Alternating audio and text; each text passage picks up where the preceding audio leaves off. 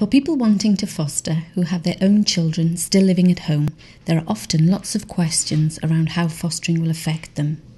We asked some of our carers' own children what it's like to be part of a family that fosters. When Mum said she was thinking about going into fostering, it wasn't so much of a shock because I knew she wanted to go into it from a young age, really. She wanted to have more children, but not necessarily her own.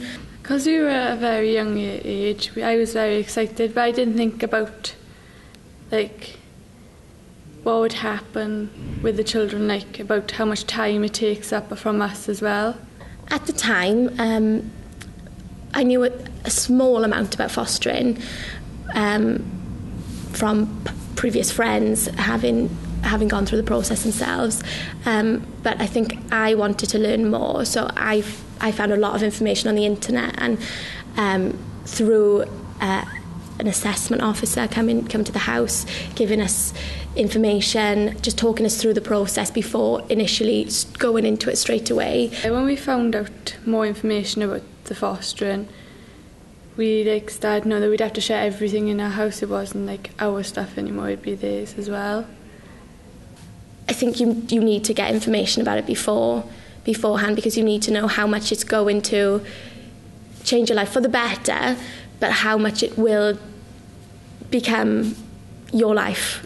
When we first started having placements, we thought we got used to it, and it was a massive learning curve for us. And it was just nice to see the children see what they didn't have, and then come to the house and have everything that they need, and to see the joy in them. And it was better for the two of us, really, so it's lovely with them then.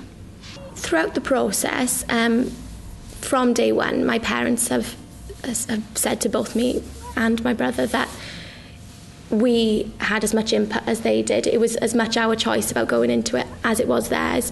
If we weren't completely happy, then, obviously being their children, they were willing to stop at any point where we weren't happy. And then we'd have forms as well to fill out to see how we were feeling and about our worries and concerns. There have been challenges and difficulties. As with everything, I think perseverance is a main objective you need to have. When children are moving on, it's really difficult because they're part of your family for however long in the placement with you for. And then the minute they leave your house, it's all quiet and all your routines out of place. The negatives are completely outweighed by the positives and the feelings you get. You develop yourself as a person. You become... I've matured. I've understood now that not everything evolves around me as part of a family, but as these children, they're the most important. It's lovely to be part of a foster family because the house is more full of, and the family life is just amazing. You just meet new people, and the children, and seeing the happiness they come out in and helping them along, really. It's lovely. It's being part of a big routine and meeting everyone and seeing the change that you wouldn't expect, and it's amazing. Yeah. The advice I can give to other young people, obviously it's natural to be nervous, to be scared of what's going to happen, but I think you need to gather as much information as you can, as I did, into understanding the problems, the challenges, the fun that you're really going to be faced with the children.